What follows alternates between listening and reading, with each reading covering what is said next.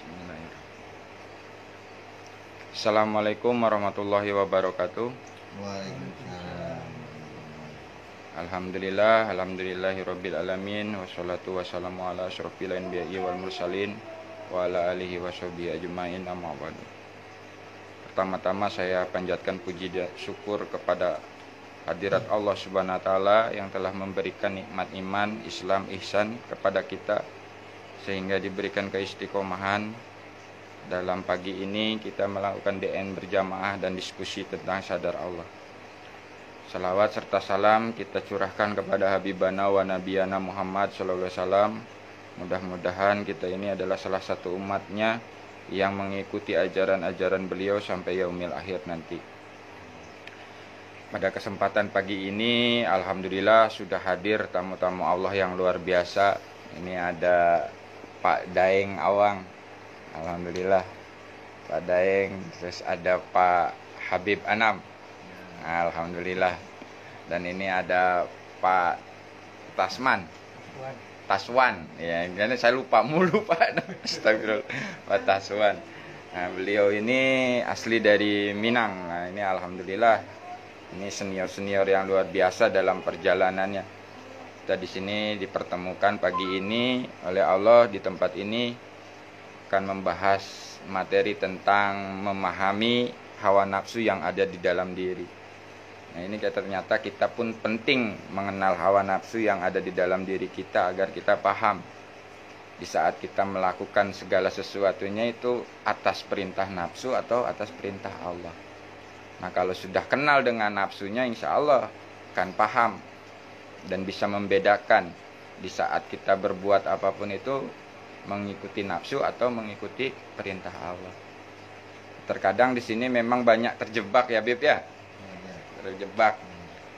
Kalau di saat kita berbuat baik saja, kadang-kadang masih tercampur dengan nafsu, seakan-akan benar, tapi ternyata belum benar, tidak sesuai yang diperintahkan Allah. Nah, ini pengalaman yang saya alami waktu saat ada rumah produksi itu. Jadi saya berpikir waktu itu ingin membantu sesama jamaah gitu. Nah, ini kan niat baik nih Pak. Jadi kalau saya bikin rumah produksi, saya bikin jualan, nanti keuntungannya untuk membantu jemaah-jemaah yang membutuhkan. Jadi kalau orang yang datang ke sini, jemaah atau teman sahabat yang membutuhkan uang, saya bisa bantu uang gitu. Nah, kadang-kadang ini kan udah niat baik nih. Tapi karena saya campuri dengan nafsu saya ingin berbuat baik, disitulah banyak pelajaran-pelajaran. Nah, di saat memang karena hawa nafsu, ya berantakan semuanya, bukannya berjalan lancar.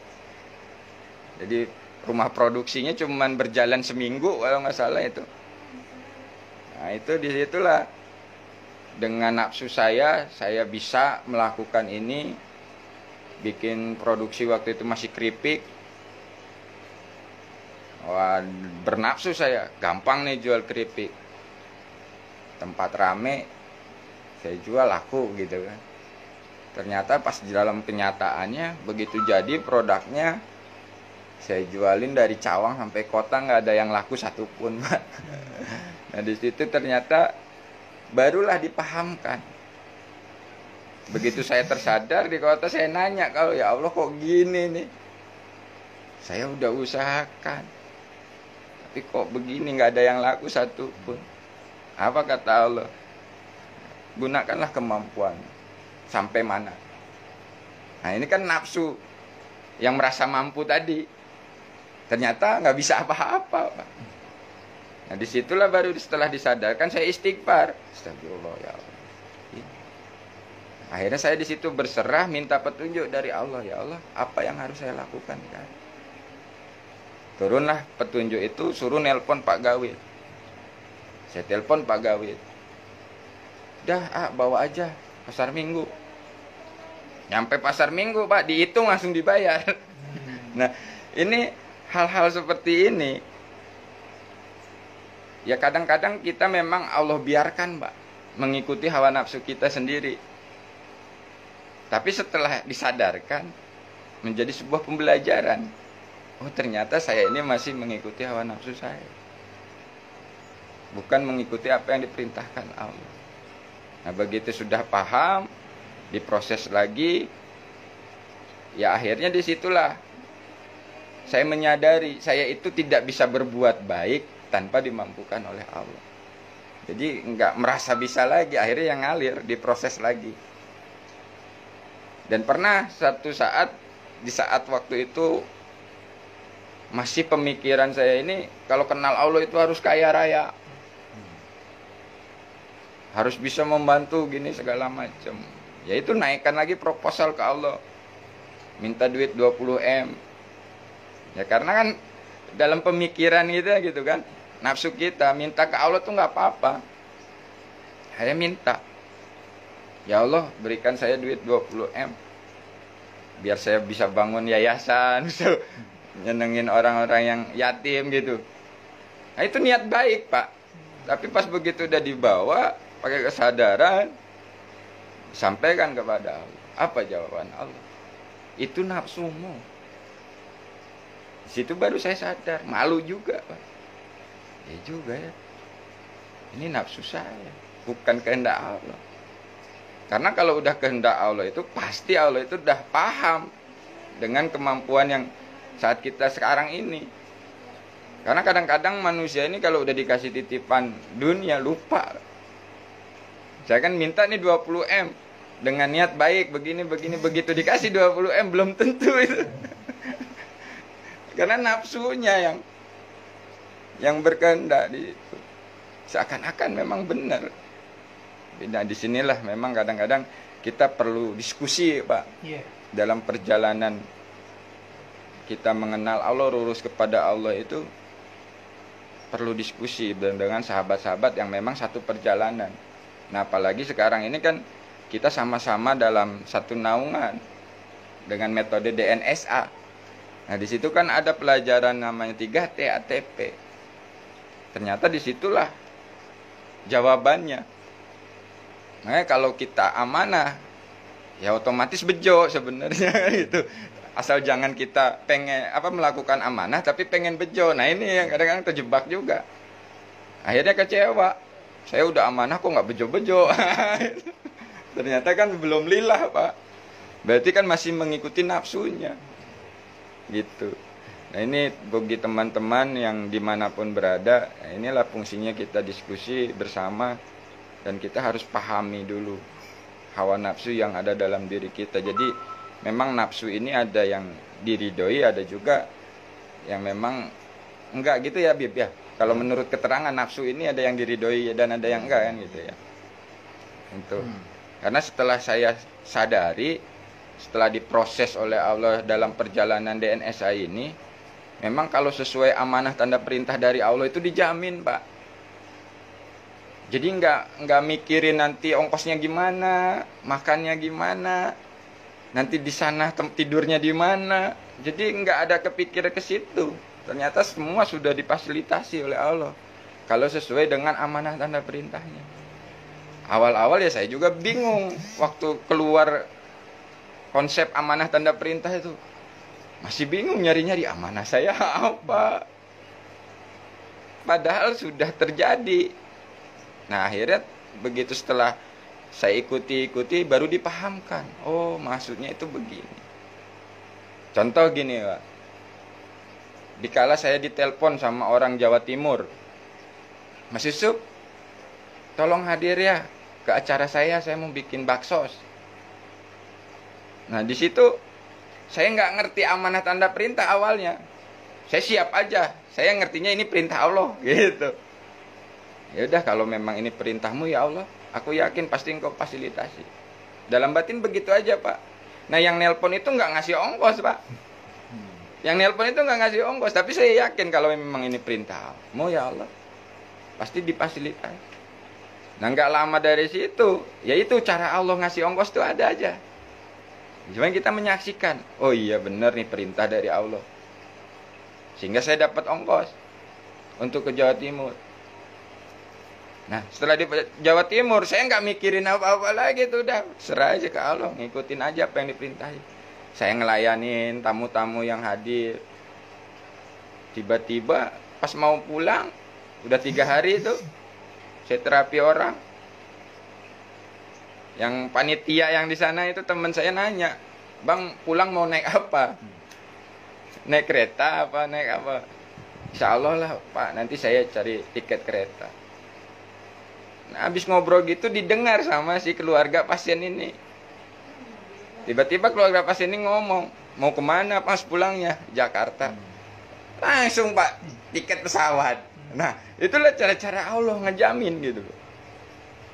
Kita nggak minta, nggak berharap, tapi kita menyaksikan jaminan-jaminan Allah. Nah, kalau dikonsepkan ternyata saya baru paham. Oh iya, amanahnya itu sahabat. Tandanya mengadakan baksos. Perintahnya ya berangkat. Begitu ngejalanin perintah ya semua dijamin ternyata. Oh ini, nah baru ketemu gitu Pak. Sesuai dengan apa yang dikonsepkan oleh Pak Bu. Awal-awalnya saya bingung juga, mana tanda perintahnya gimana. Tapi setelah terjadi, baru saya dipahamkan. Jadi nggak awal-awal pahamnya Pak. Setelah mengalami, baru dipahamkan, oh ini maksudnya Pak Bu. Jadi gitu. Tapi begitu ngikuti nafsu nih Pak. Saya misalkan ada acara di mana ngongkos sendiri gitu. Wah pasti di situ Pak. Makan ya susah, tempat tinggal yang nggak ada. Numpang-numpang di musola gitu Pak. Nah ini jadi bukan karena perintah Allah, bukan karena amanah dari Allah, tapi keinginan nafsu saya hadir gitu no, acara ini. Akhirnya ngeluarkan uang sendiri, akhirnya di sono pun ya siapa kamu gitu. Nah di situ Pak baru paham, oh kalau ngikutin nafsu begini, kalau ngikutin perintah Allah seperti ini. Jaminan-jaminan nyata. Nah mungkin ada tambahan dari Pak Tasman, silakan Pak. Waktu acara kemarin kita diperjalankan itu, gimana itu? Waktu awal-awal jenengan itu kan rencananya sama jemaah yang di Bekasi kan? Iya. Nah, coba ceritain Pak. Pertamanya kan di grup desa 7 tuh saya kasih tahu. Ada yang mau berangkat, oh, yuk bareng saya. Ada 4 orang tuh daftar. Saya bikin deh tuh grup kecil 4 orang. Ya udah nanti gimana diskusi di situ, sebaiknya nanti aja Pak setelah apa? New normal 2. New normal 2. Ya udah. New normal 2. Assalamualaikum. Waalaikumsalam. Ini dia. Lanjut. Suhu ini. Suhu. Silakan. Nulis mulu nih. Di itu aja Gus. Harga. Lanjut Pak. Ya Pak, lanjut ceritakan. Nah, udah begitu, ternyata yang 4 ini nggak pasti. Yang satu, tapi apa ada dulu dari Pak Anu, Pak yang di Tanjung Priok tuh Pak Samsudin apa ya? Iya. Pak Samsudin ya, Ayu sudah. Iya. Dia maksa-maksa saya supaya masukin A Yusuf ke grup berangkat ini. Saya bilang, ini benar Pak, ini kan A Yusuf itu kan senior itu. Jadi saya bilang, gak enak lah saya masukin. Dipaksa juga, oh Yusufnya mau berangkat, ya udah kalau Abu Yusuf berangkat saya masukin. Tapi saya izin dulu, nih Yusuf saya disuruh masukin, ya masuk, ya udah dimasukin. Nah baru peranan Yusuf nih semua nih. Yang lain itu yang 4 batal semua. Yang dari Yusuf berangkat 6 orang ya Pak Awang ya. 6 orang. Nah yang saya rencana malah nggak jadi. Karena pada mundur semua, akhirnya yang berangkat yang dari Yusuf.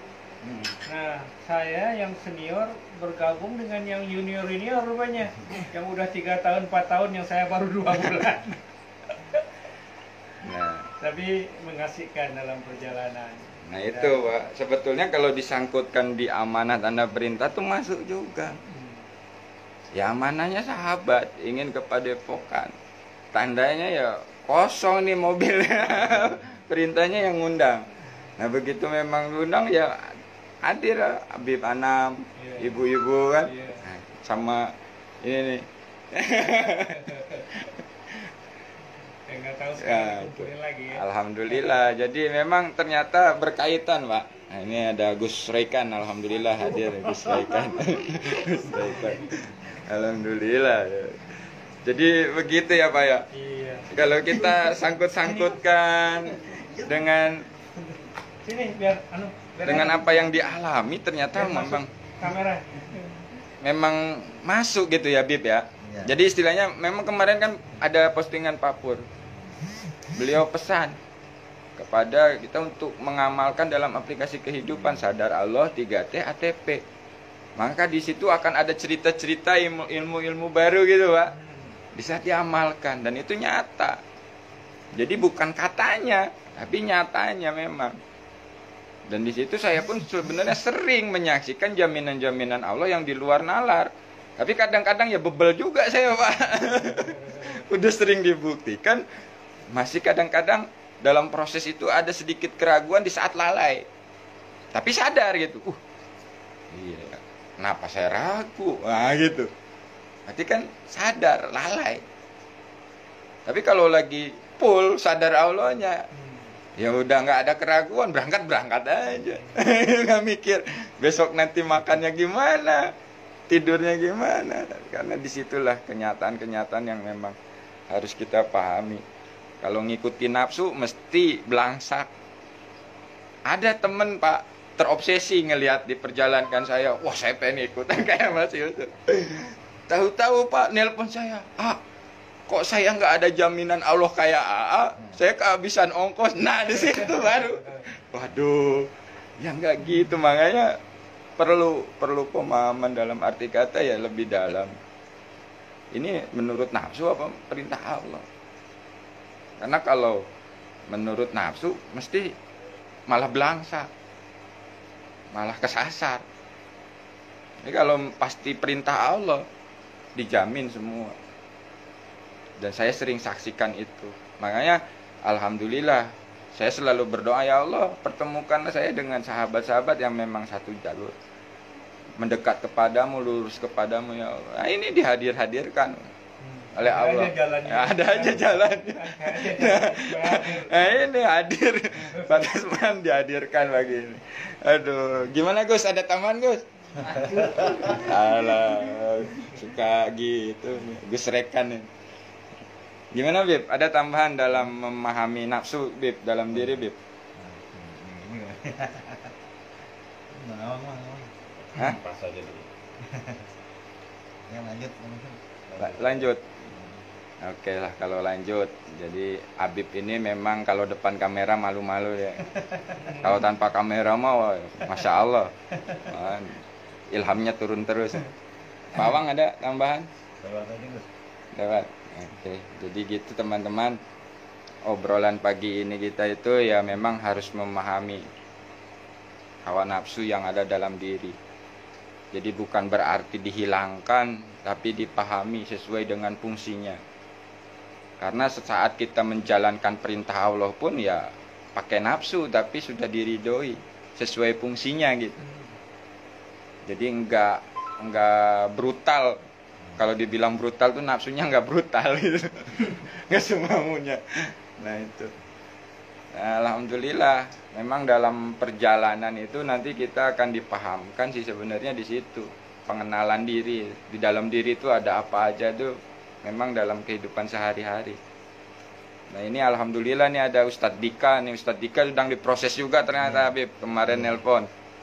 Wah, saya lagi diproses juga nih. Jalan ke sana kemari terus katanya. Ya, alhamdulillah saya bilang lanjuti saja. Karena ya proses Allah itu begitu, Pak. Dalam kehidupan sehari-hari kita satu guru, satu ilmu, satu pemahaman pun dalam proses masing-masing dan berbeda-beda.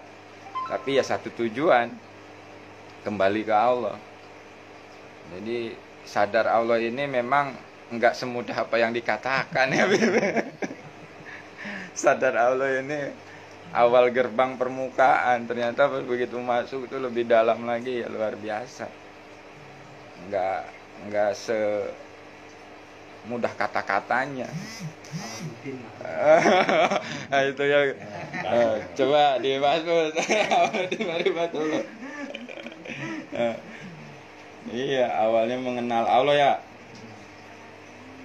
Tapi setelah kenal itu kan harus menjalankan perintah. Amanah tanda perintahnya. Di Setelah sini. kenal itu kita kembalikan dulu. Oh. Gimana, Gus? Setelah kita kenal kita kembalikan dulu. Oh. Innalillahi wa inna ilaihi raji'un. Oh.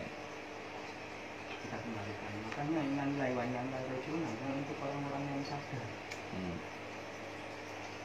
Kita kembalikan kepada.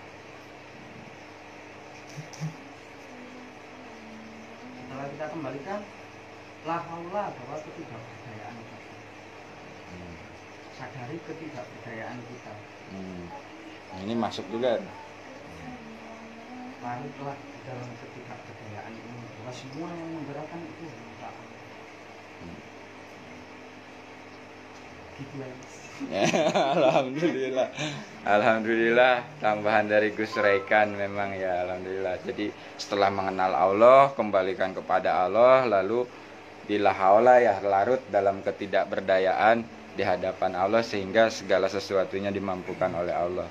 Jadi itu teman-teman, sedikit berbagi pagi ini, mudah-mudahan ada manfaatnya, karena dalam prosesnya itu kita memang mengalami salah dan benar, jatuh bangun. Ini luar biasa dalam proses.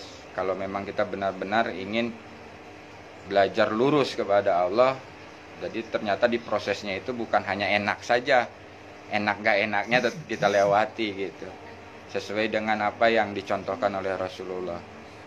Oke, jadi itu aja kita simpulkan dari pembicaraan kita harus memahami dalam kehidupan sehari-hari kita itu mengikuti perintah Allah atau perintah nafsu diri kita. Nah, jadi itu aja dari teman-teman dimanapun berada yang ingin bertanya, boleh nanti silahkan tulis pertanyaannya. Nanti akan saya jawab satu persatu insya Allah nanti. Dan kita lanjutkan lagi untuk DN berjamaah. Nah, nanti setelah ini kita lakukan DN berjamaah sebentar, karena udah waktu mau menunjukkan sholat zuhur ya. Ya, DN berjamaah sebentar. Kita DN aja dulu, Pak. Pak Awang udah mau berangkat? Kalau udah mau berangkat ya nggak apa-apa. Kalau gitu saya akhiri aja dulu siaran langsungnya. Nanti DN-nya di Tanpa syarat. ya tanpa syarat. Oke, sekian dari saya. Mohon maaf apabila ada kesalahan. Wassalamualaikum warahmatullahi wabarakatuh. Waalaikumsalam warahmatullahi wabarakatuh.